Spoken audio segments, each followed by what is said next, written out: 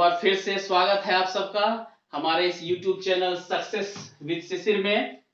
मैंने आप सबसे वादा किया था कि मैथ पढ़ाऊंगा, लेकिन कुछ बच्चों ने मैसेज किए हैं कि सर ये बताया जाए हम लोगों को कि कब कब पढ़ना है, क्या क्या पढ़ना है, कैसे कैसे पढ़ना है, इसके बारे में जानकारी दी जाए।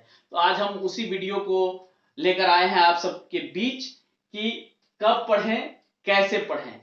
सामान्यतः यह होता है कि 17-18 घंटे पढ़ने वाले बच्चे भी असफल हो जाते हैं और 7-8 घंटे नियमित रूप से पढ़ने वाले बच्चे टॉप कर जाते हैं। आखिर क्या कारण है?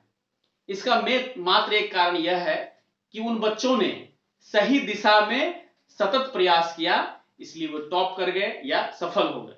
तो हम इस वीडियो में आज वही बताएंगे कि हमें क्या पढ़ना है और कैसे पढ़ना है। तो सबसे पहले कि कब पढ़ना चाहिए। तो कब पढ़ना चाहिए प्रश्न का जवाब यह है कि आपको जब मन करे तब पढ़ना चाहिए। पढ़ने के लिए कोई समय सीमा निर्धारित नहीं की गई है। आपका जब इच्छा हो उस समय आप पढ़ सकते हैं। सामान्यतः लोग रात भर की चैन की नींद लेते हैं 7-8 घंटे की, तो सुबह का समय अच्छा होता है पढ़ने के लिए। या फिर कुछ लोग दिन में सोते हैं तो लेट नाइट तक अच्छा पढ़ते हैं।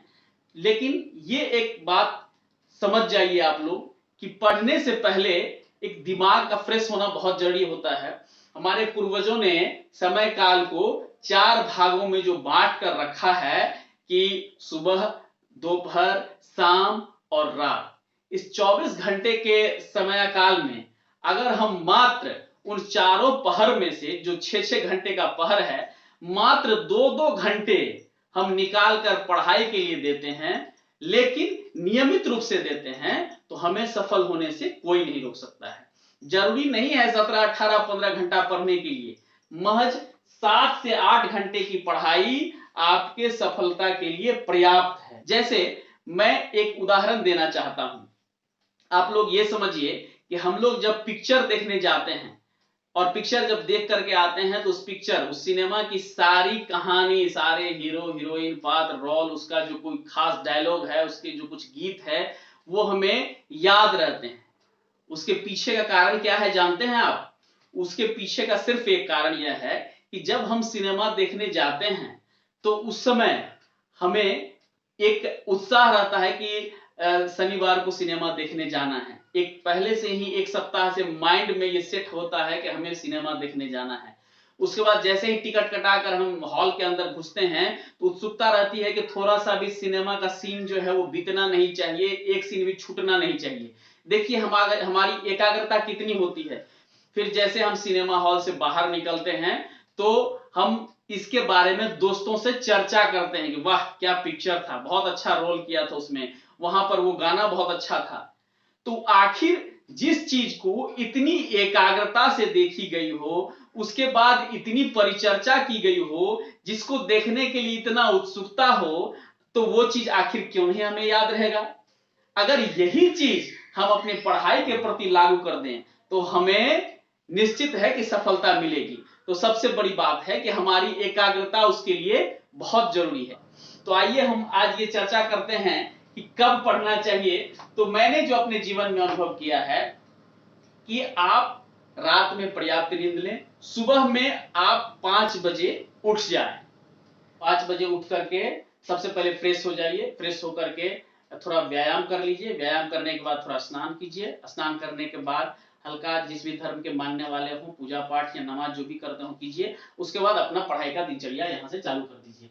सुबह 6 से 8 आप जीएस पढ़िए, जिसमें जो विषय आपके कमजोर हो, जिसमें याद करने की जरूरत हो, उस विषय को पढ़िए। और अगर किसी का ध्यान भटकता हो पढ़ने के दरमियान में, तो उस समय आप जोर देकर, आवाज लगा लगा करके घर के एकांत कोने में जाकर के पढ़ाई कीजिए। 10 से 12 का समय आप मैथ बनाने के लिए रखिए। 6 से 8 के बाद आप बीच में जो 8 से 10 का गैप रहता है, उसमें आप न्यूज़पेपर पढ़िए। 10 से 12 में गणित बनाइए और 12 बजे के बाद आप लंच ले लीजिए और उसके बाद आप मोबाइल को देख सकते हैं। उसके बाद 3 से 5 तक के समय में आप रीजनिंग और इंग्लिश पढ़िए। 3 से 4 इंग्लिश हो गया, 4 से 5 आप रीजनिंग पढ़ लीजिए। उसके बाद फिर 5 बजे आप शाम के समय में टहलने के लिए चले जाइए। आप खेलते हैं तो खेलिए, 5 से 6, 6 से 7 तक खेलिए, टहलिए, और आकर के फिर 7 बजे से रात के समय में हम फिर पढ़ना शुरू कर देंगे जीएस 2।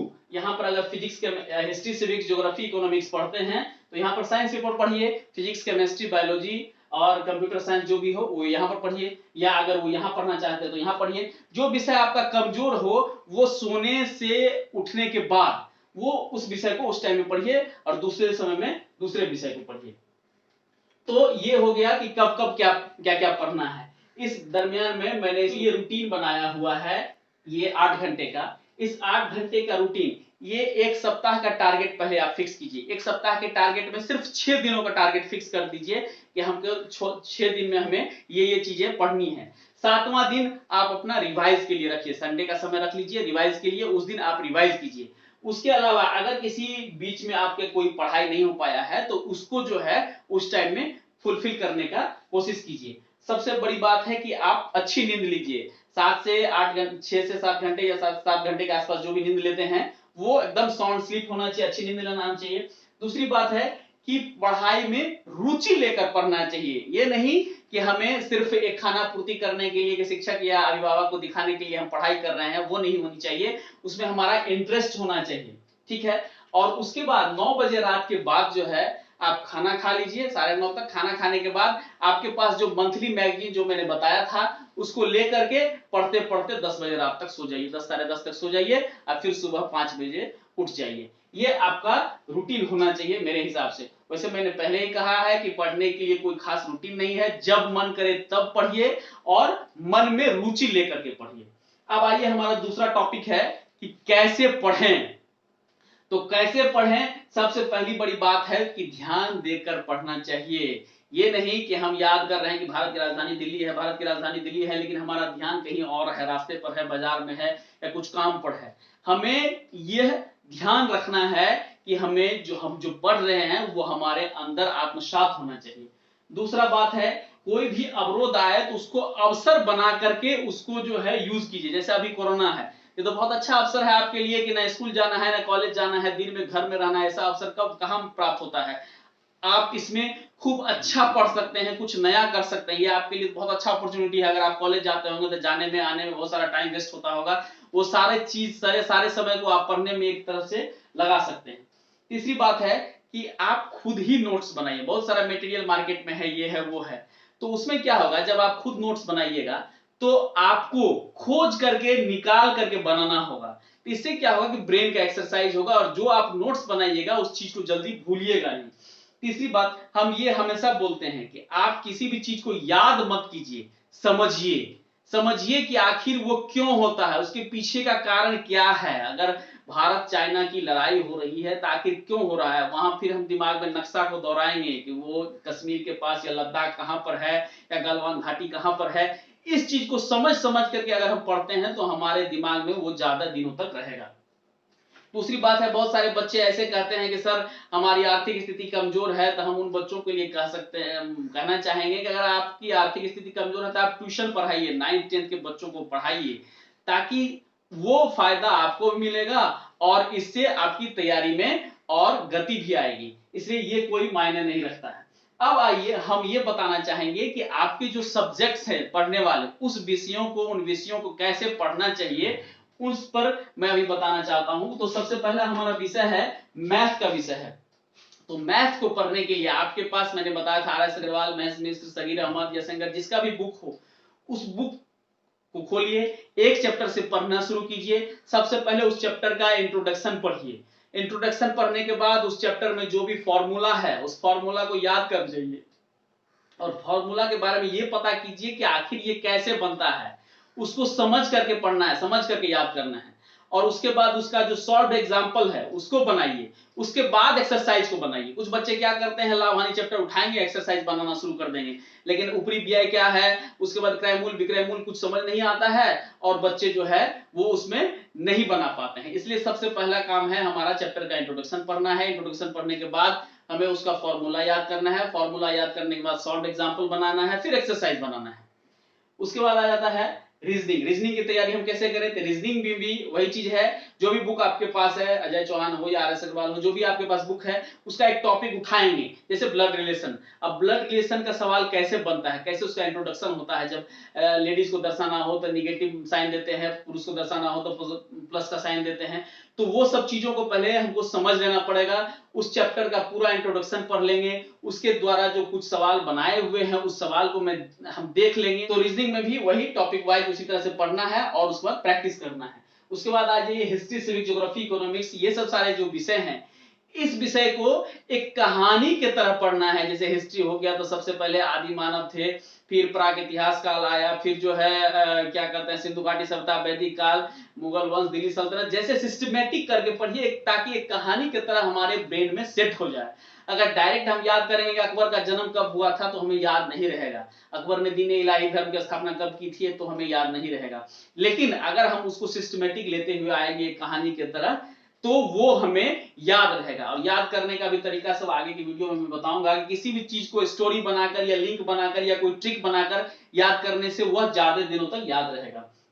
उसके बाद फिजिक्स, केमिस्ट्री, बायोलॉजी, ये तो कंप्लीट जो है वो समझने वाला विषय है कि प्रेशर कुकर में खाना जल्दी क्यों पकता है। तो मान लीजिए क्वथनांक के कारण या कुछ भी कारण हो, तो आखिर क्या कारण है कि उसका क्वथनांक बढ़ जाता है, इस रीजन को हम पकड़ेंगे। केमिस्ट्री में अगर वो ये रिएक्शन कर रहा है, ये निष्क्रिय गैस अगर किसी भी परमाणु के वाहक कक्षा में 8 इलेक्ट्रॉन है, वह 8 इलेक्ट्रॉन प्राप्त करना चाहता है या 2 इलेक्ट्रॉन प्राप्त करना चाहता है, तो आखिर क्यों, इसी कारण से रासायनिक अभिक्रिया होती है। तो इसके पीछे अगर रीजन को हम समझ करके पढ़ेंगे, जानने की उत्सुकता से पढ़ेंगे, तो हम उस चीज को कभी नहीं भूल सकते हैं। तो इसके इसी तरह से इसको भी पढ़ना है और सबका जो है नोट्स बनाए जाना है। लुसेंट की किताब भी बहुत बच्चे पूछे हैं कि सर लुसेंट का किताब कैसे पढ़ेंगे। तो लुसेंट का जो बुक है उसमें तो क्या किया गया है एक्चुअली, तो एनसीईआरटी का जो 6 से 12 तक की बुक है उसमें से जो जो इंपॉर्टेंट टॉपिक है उसको निकाल करके वहां पर रख दिया गया है। अगर हम लुसेंट के बुक को डायरेक्ट पढ़ते हैं, उसके बेसिक नॉलेज हमारे पास नहीं है, तो हमको रटना पड़ेगा बोल बोल के याद करके, जो कि थोड़ा सा कठिन है।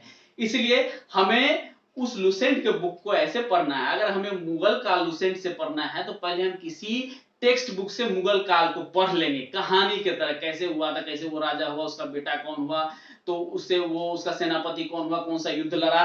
और उसके बाद उस टॉपिक को अगर हम लुसेंट से पढ़ते हैं तो जरूर है कि हमारे दिमाग में पूरा सेट कर जाएगा। तीसरी बात एक मैं ये भी करना चाहता हूं, जैसे विविध चैप्टर है, बहुत सारे बच्चे क्या करते हैं कि जितना दिन दिवस है सारे याद कर लेंगे। तो दिन दिवस याद करेंगे तो फिर जो है उसका वो खेल शब्दावली भूल जाता है, खेल शब्दावली पूरा याद कर लेता है तो दूसरा जो टॉपिक है वो भूल जाता है, राज राजधानी मुद्रा भूल जाता है। तो उन बच्चों के लिए मैं ये सलाह देना चाहता हूं कि वही चीज को पूछा जाता है एग्जाम में जो अक्सर चर्चा में रहता है, जो देश या फिर जो टॉपिक, उसी चीजों को पूछा जाता है जिसके बारे में आप जानते हैं। क्योंकि इस कंपटीशन का नाम ही है, मैंने पहले ही बताया था कि जनरल कंपटीशन।